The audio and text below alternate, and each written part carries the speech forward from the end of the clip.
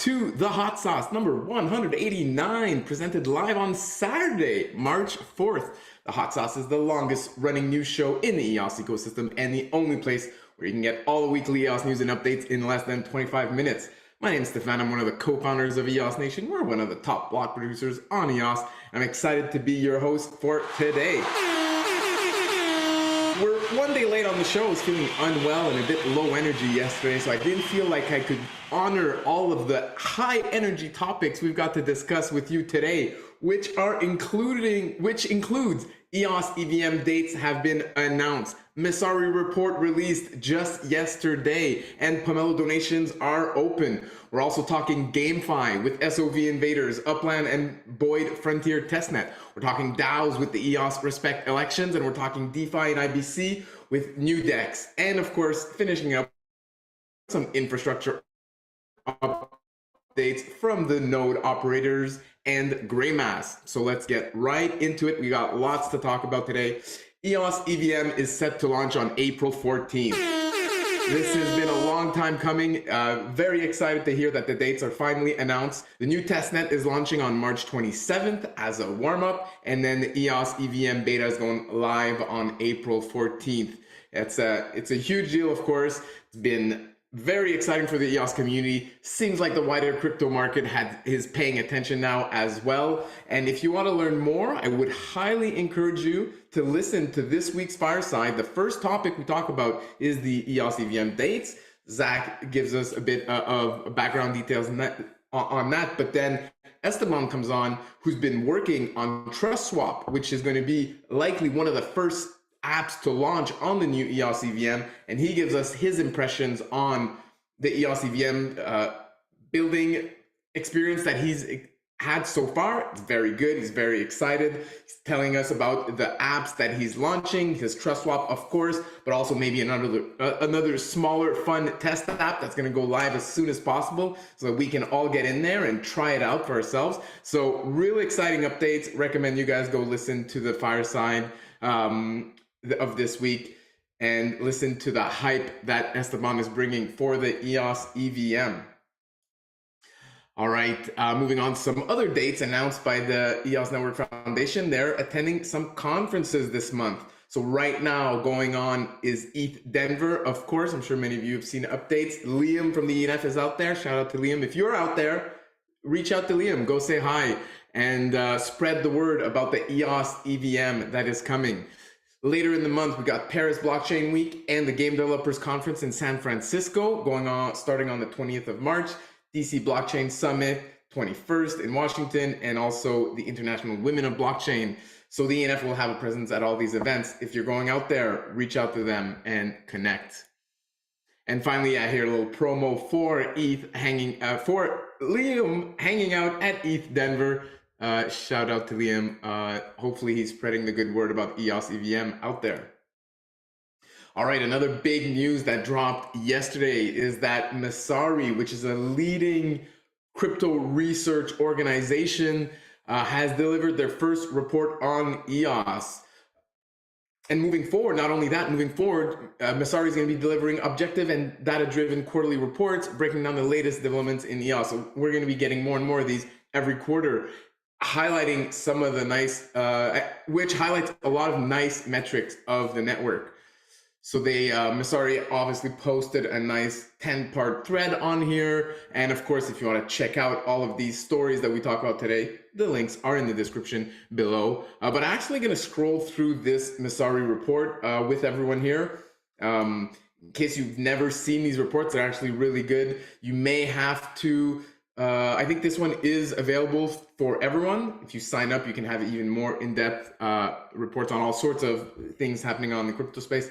But for this one, of course, titled EOS, a Grassroots Rebuild, some of the key insights they share, they talk about Antelope Protocol, formerly being EOSIO. Of course, they mentioned the 4.1 billion ICO of 2017, but when Block 1 slowly stopped supporting the network, now they highlight the community-led rebuild of a lot of features, including IBC, a consensus mechanism upgrade, Antelope, EVM, all of that good stuff that obviously most of us are aware of. And then they highlight some key metrics like the risk transaction count that was on a downtrend, that has recently reversed.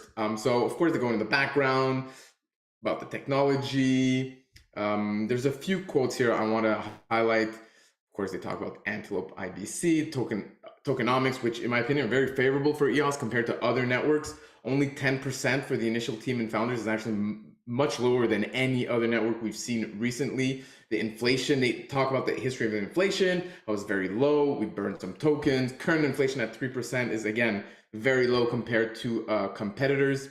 And they highlight some nice network activity that I wanted to showcase here. So like I mentioned, the downtrend in daily transactions count over the last few years reversed in October 2022. And since then, daily transactions have increased 218%, although active addresses have decreased 25%. So this trend indicates a rise in power users. My speculation is that this highlights the new trend of GameFi on EOS, and where we'll have some users doing a lot of transactions on the network, playing a variety of games. Another interesting stat is that in 2023 so far, EOS is averaging almost 1,800 new addresses per day. Fairly impressive. They talk about the ecosystem, they talk about DeFi, they talk about NFTs and gaming, they highlight all the grants, Pomelo ENF Direct Grant Framework, EOS Network Ventures, hackathons, and they highlight the upcoming roadmap as well. And then I think this summary is really nicely on point. They say, with the recent and planned technical upgrades, including Antelope IBC, a new consensus mechanism, and EOS EVM, and a renewed growth strategy could lay the groundwork for a new wave of EOS users and developers. If the upgrades are successful and adoption follows suit, EOS could be in store for a grassroots revival. The famous narrative reversal that we've been talking about for EOS. Messari sees the potential. Let's analyze a bit more what they say here. If the upgrades are successful, from what I've experienced on EOS, upgrades have always been successful. There's really, really talented people working on the infrastructure of the network throughout all of the, not only top 21 block producers, but even beyond that, top 40, top 50 block producers. We got some really talented people working on these upgrades.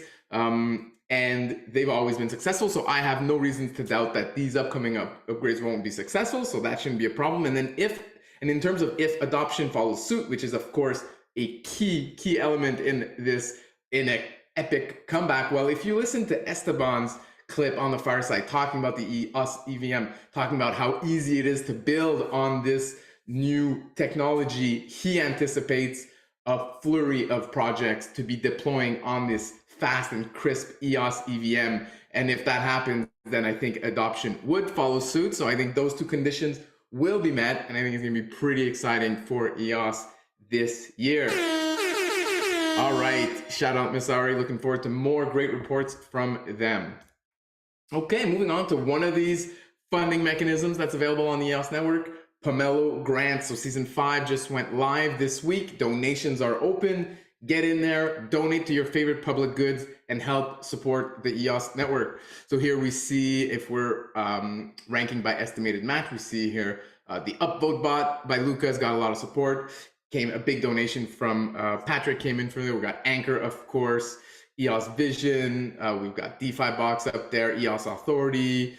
And of course, the hot sauce is also a grant on Pomelo now. This is our 3rd season. Thank you very much for all the support last season. We appreciate the support. Of course, it's what makes this show possible. We've already got a bit of support already in just a few days, which is great. 19 contributors, $181. What's up? Thank you very much for the donations, and stay tuned to our socials this week and next week for some fun promotions. If you're willing to help us spread the word about this grant of ours, we'll be willing to reward you with some rewards. All right, now, actually, an important thing to note for donations this season is that there's some new rules that you need to be aware of. So if you're a grant owner, definitely make sure to read this blog article. Basically, the new rule is regarding team member donations. So if you're a team member, do not donate to your team's grant. So this was not the case last season. So the grant owner could not donate to his team grant, but team members were able to donate to that team grant. So that's been changed. No more team members donating to a grant which I think is a good change. And I think it levels the playing field and doesn't give an advantage to teams that may be bigger already. And so bigger teams would have a bigger advantage in the system. So if you're a team member, if you're listed on the UI, then you physically won't be able to donate. But even if you're not listed, the Pomelo team will be monitoring to make sure that teams are not donating to their own grant. So, and there's a couple of other clarifications and a survey, etc. So really good to take some time to read this article. Quick note for our Chinese community, we've now got a dedicated Pomelo Chinese account, so you can follow at Pomelo Chinese for that. And we've converted our EOS Korean account, which was kind of a general Twitter account for us for the Korean community. We've converted it to be Pomelo focused. So now we got a Chinese and Korean specific Pomelo communities on Twitter. All right. And last Pomelo news of the day, for those grant applications that have been approved, which we've seen a lot, I think we're up to maybe around 80 or maybe more by now, approved applications on Pomelo. This is great. Once you're approved, apply to the pitch sessions. It's a great way to explain your grant to the community and garner some more support for it. So you can fill out this form if you want to apply to our official Pomelo pitch sessions, which happen on the Twitter Spaces and on Tencent, and you do need to sign up in advance for those. We're also running a fireside speed dating pitch session this year. So it's going to be happening on Wednesday, the 15th of March on Discord at 3 p.m. Eastern. If you're a grant creator, join us for that fireside. You don't need to sign up in advance, just show up. You'll have 30 seconds to pitch your grant to the community. All right, good luck to everyone in Pomelo Season 5, and thank you for everyone who supports the hot sauce. All right, moving on to some GameFi updates for EOS. SOV, a longtime project on the EOS network, is launching a game, SOV Invaders. So I learned about this game this week. Actually seems pretty interesting to me. So SOV Invaders is a real-time strategy game using NFTs and automated market makers for a dynamic and constant economy. Actually, really cool concept. It's inspired by classic base building and strategy games, which I've played a lot of, including StarCraft, Chess, Command & Conquer, Risk, Age of Empires, Warcraft. Those are all games that I've played a ton of. And so I'm kind of excited to see how all of that mashes together into SOV Invaders, a persistent game that runs on EOS. They even released a 7-minute long lore trailer that explains the history and lore around this game and around the SOV currency that powers the world. So pretty cool stuff. Looking forward to trying out the game. You join their Telegram. The game is still in beta, still being built, but will be launching soon on EOS. Of course, can't talk EOS GameFi without talking Upland. Lots of things going on Upland every week. Want to give them a quick shout out. Genesis Week is going on in June. It's kind of their anniversary in Vegas. There's a live conference. There's a online portion as well to this. So that's been announced. Exciting stuff. They're also doing a fundraiser for the earthquake in Turkey and Syria. So it's they've done this model in the past for other charities. There's a Block Explorer sale. You can buy one of these Block Explorers and at the same time support these charities that are helping with earthquake relief efforts, which is great to see. And then Spark Week, which is going on this week, just lasts a couple more days. So for those Upland players, they can earn more rewards. All right, finally in GameFi, I'm not sure if it is totally GameFi, but Boid Frontier has been launched. So Boid has been working on a revamp of their application. Boid allows you to use your computational power from your computer to help solve deep scientific problems and rewards you with both Boid tokens and other rewards for doing so. So they've been working on an upgrade to their platform. Everything's going on chain. You can perform all actions without a crypto wallet. You can earn rewards for inviting new users. There's trustless Oracle data feeds. There's power mods. There's deals and offers, improved UX, rewritten desktop app. So all of that is now being tested on the Boid Frontier testnet, which is on Telos, but you can connect with your EOS account or your Telos account and cash out your rewards to EOS if you want. So nice nice multi-chain app here that we've got from Boid. So check that out if you're interested in Boid.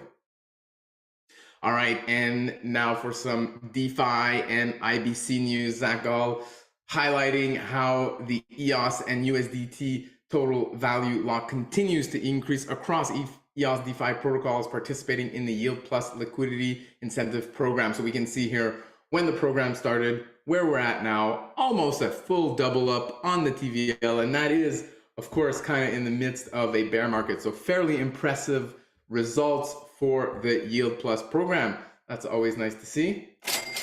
And then we've also got Newdex listing, which is a decentralized exchange, listing a new trading pair, the UTX and EOS. And UTX, of course, is the other Antelope network that has activated IBC with EOS. So this pair kind of leverages both DeFi and IBC, and we love to see it. Here you can see the Newdex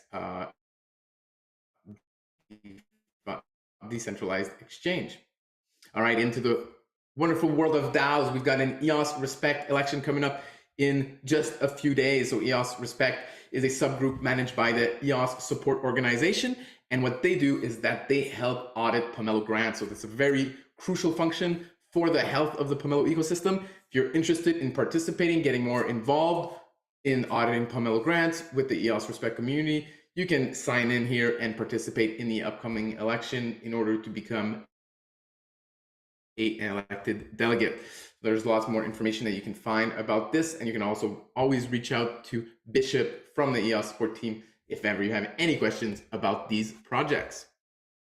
All right, and now rounding up the show, we've got some infrastructure updates, little quick hitters. Of course, reminder, the EOS node operator roundtables happens every week, and is uploaded weekly as well up here.